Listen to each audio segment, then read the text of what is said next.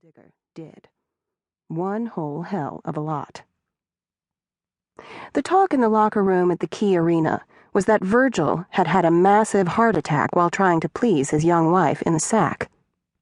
The rumor was that the old man had blown out a heart valve and died with a big old grin on his face.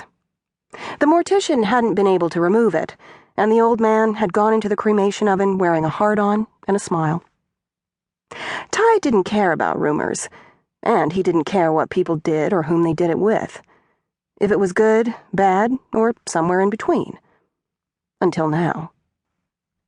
He'd just signed his contract with the Seattle Chinooks organization 3 months ago.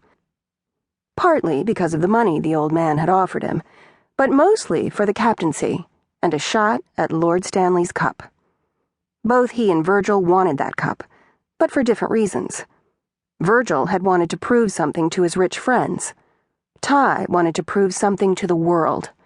He was better than his dad, the great Pavel Savage. The cup was the one thing that had eluded them both, but Ty was the only one who still had a shot at it. Or at least, he'd had a good shot, until Duffy croaked right before the playoffs and left the team to a tall, blonde playmate. Suddenly, Ty's chance at the biggest trophy in the NHL was in the hands of a trophy wife. "Hey, Saint," Daniel Holstrom called out as he approached. Ty had been given the nickname Saint his rookie year, when, after a night of especially wild partying, he'd played like shit the next day. When the coach benched him, Ty had claimed he had a flu bug. "You're like your father," the coach had said, with a disgusted shake of his head. "A damned saint." Ty had been trying, and sometimes failing, to live down the reputation ever since.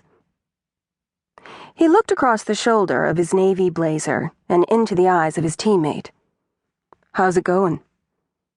"Good. Have you given your condolences yet to Mrs. Duffy?" "Not yet." "Do you think Virgil really died while doing his wife? He was what, 90? 81.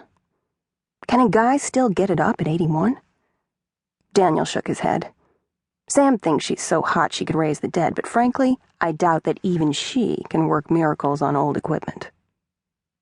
He paused a moment to study the young widow, as if he couldn't quite make up his mind. She is smoking hot. Virgil probably had pharmaceutical help, eh? Ty's own father was in his late 50s, and he was still getting it on like a teenager. Or so he said. Viagra had given a lot of men back their sex lives. That's true. Isn't Hefner in his 80s and still having sex? Or so he claimed. Ty unbuttoned his jacket. "See you later," he said, and moved through the crowd, which ranged in age from old as dirt to a few teenagers whispering in the corner. As he walked straight for the smoking hot Mrs. Duffy, he nodded to several of the guys, who looked slick and a little uncivilized, decked out in designer suits. He stopped in front of her and held out his hand. "I'm sorry for your loss." "Thank you." A slight frown creased her smooth forehead, and her big green eyes looked up into his face. She was even more beautiful and looked much younger up close. She placed her hand in his. Her skin was soft, and her fingers a little cool. "You're the captain of Virgil's hockey team. He always spoke highly of you."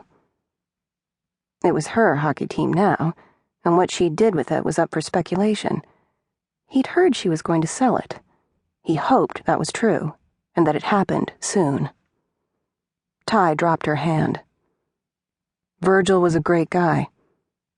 Which everyone knew was a stretch.